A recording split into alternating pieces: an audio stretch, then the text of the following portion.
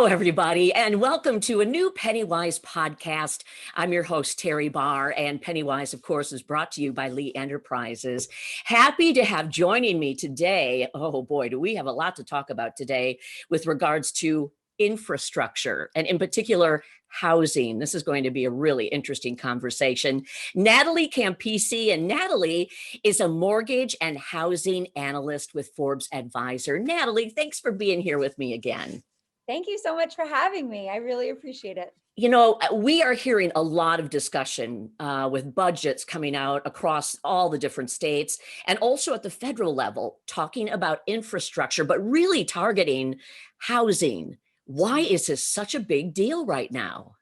Housing is sort of all the buzz, and housing is such a big issue for everyone, whether you're a home buyer, a renter, a high wage earner or a low wage earner. And Biden has made sure to address some of the gaps that we're seeing in housing between some of our highest earners and lowest earners in this $1 trillion infrastructure bill. So it's sort of a once in a lifetime opportunity to pour money into some issues that have been going on for a while. Yeah, and we're hearing the housing market is still, it's been blowing up for probably the better part of the last year. Is that right? It's incredible. I mean, Yeah. it's truly incredible. What we're seeing is sort of the opposite of what happened during the housing bubble and ultimate crash in 2008. Is Right. back then it was lots of inventory and a lot of borrowers that might be considered low risk borrowers. So Mhm. they were getting big mortgages and very risky, borrowers and mortgages. So it just led to this crash. And right now what we have is low inventory. So few houses and really low risk borrowers. So people with high credit scores with big down payments lining up to get a house. Oh my goodness. Okay, so when you think about what the president is trying to put together, how would something, and the numbers astounding, how would something like this end up being funded?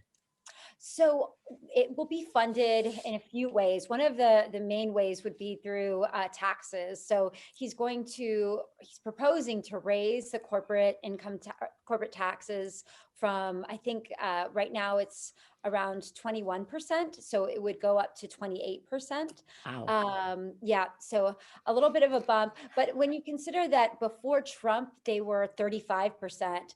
Trump slashed them to 21%. So Biden's sort of splitting the difference. He's not going all the way back up to that 35% number. So it would be around 28%. Okay. And then they would fund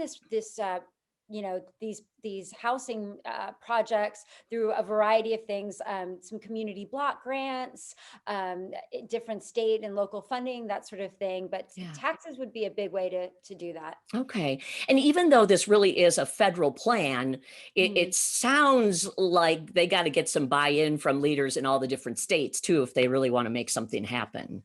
Yeah, absolutely. Yeah. So they have to, get the cooperation of states. Hopefully, states will take some of these incentives that Biden is proposing to throw their Mm. way, some tax Mhm. incentives to loosen these strict zoning laws so that we can build more affordable housing. Okay. And of course, he has what I guess we would consider five main steps to making this happen. And one of those is affordable housing. But in particular, I find this interesting. He's targeting affordable housing for renters. That's step one. What is that all about? Yep, absolutely. So Yeah. he wants to, in a couple different ways, he wants to add more inventory to the rental supply pool right now that we have. So that might include building new affordable rental units, as well as retrofitting and updating some units that need to be updated. And he wants to target some areas that aren't represented. So maybe tribal communities, rural communities, places like that. Hmm. And another way he wants to help is by injecting about $40 billion into public housing.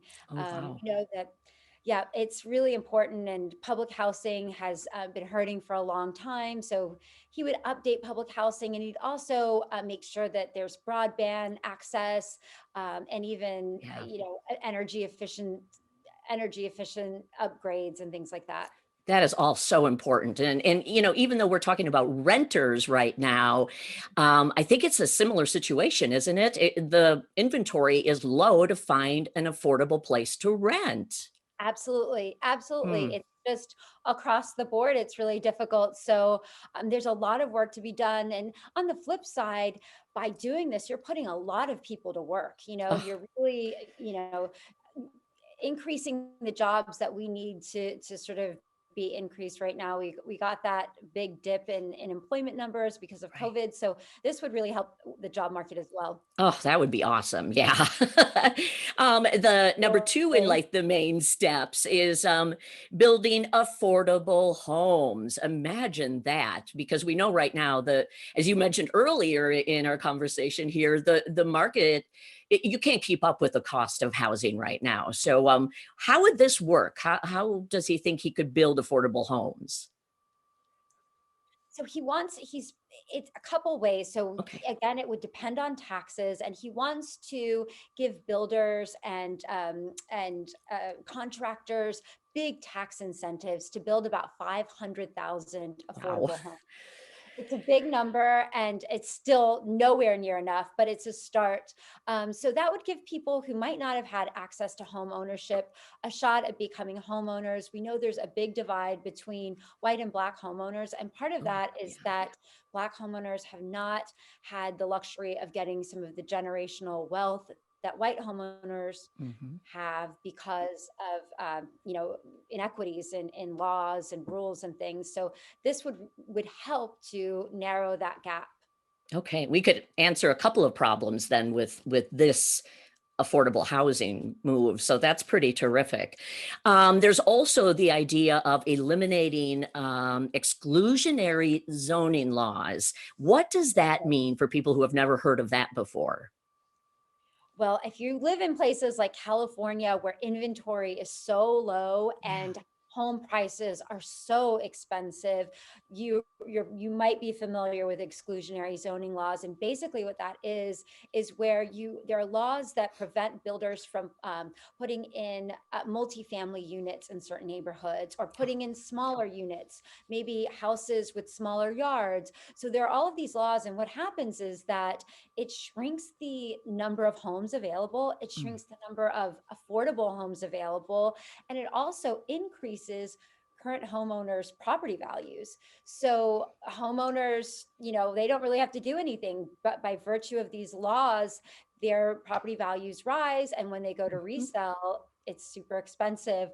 And so that's why you have in places like Los Angeles, 50% of the population, I believe, is the renters. And you don't Wow. see that in the rest of the country. And part of that is these sort of really strict zoning laws. Makes sense, doesn't it? Yep. Wow. So um, although, oh, go ahead, sorry. no, you go right ahead. I was just going to say, the federal government can't change those laws. So what Biden wants to do is put some of these tax incentives in place so that states will roll back some of them. I might have said that, but not sure. No, I don't think you can emphasize that enough, because Okay. again, it brings the government together at all levels, having to sort of play nice with each other. Absolutely. Absolutely. Yeah. Oh my goodness. Okay, how about updating? And we did talk a little bit about this just a minute ago, but updating. Oh boy, this sounds like a big project, but it probably really needs to be done. Working on public housing. It's a big project and it Yeah. absolutely needs to be done. When you think about housing, you think about equality of life and Mhm. for not only, individuals, but their children. If you have a multi-generational home, you want to make sure that where you're living is livable. And some of these places are just really in need of repair, upgrades, and that might include things like solar panels to make it more affordable, which also trickles down to taxpayers. Mhm. You're looking at, the cost of public housing, but also, access to high-speed internet and things like that. Oh, wow. And boy, did we find out how really important the internet is in the last year, especially. No kidding. Yep. Wow. Yep. Yeah, I've had some neighbors text when their internet goes out and they're both working at home and trying to educate their kids at the same time and no internet. I can't imagine not being without it. So thanks for bringing that up. That's really important. And then I love this one, the whole idea of just clean energy investments kind of across the board. I Yep. know, yeah, the solar panels are becoming a big deal even on, everybody's personal homes. They're putting it on there to save some money. Yes, this is something that Biden included in the infrastructure bill, and it's really important. And he would invest money in upgrading some of our outdated technology and putting in sort of these these solar panels and clean energy investments into new buildings and existing buildings. Okay, great. Well, that pretty much breaks it down. So what can we take away from this? And even more importantly, maybe when could something actually happen? That's a great question. One thing to take away is that, states and cities are really far behind in infrastructure since Yes. the last sort of economic downturn. And Mhm. so this is sort of a long time coming. And I think it would really infuse not only dollars into our economy and get people working again, but it really would up the quality of life for so many Americans. So I think that's one thing to consider when you're looking at this big number, but what is it? What is it kind of bringing back to Americans, and not just now, but generations from now? So it is kind of a shocking number, as you mentioned before, but it's also an investment in our country and the people who live here. And as far as when this will get passed, it might take a while. There's going to be some back and forth. So, of course, this is just Biden's blueprint. You have some Democratic lawmakers that want even more spending. AOC and Bernie Sanders just proposed a Green New Deal for public housing, which would Wow. infuse $100 billion into public housing. So that's quite a bit more than what Biden's proposing. So Mhm. there will be back and forth, and the Democrats are going to pretty much need every vote to get this passed. So I think we'll have to wait a little bit to see it go through. Okay. And I guess here's the biggest question. Do you think it can happen? I mean, I it do. needs to happen, right? But will it happen?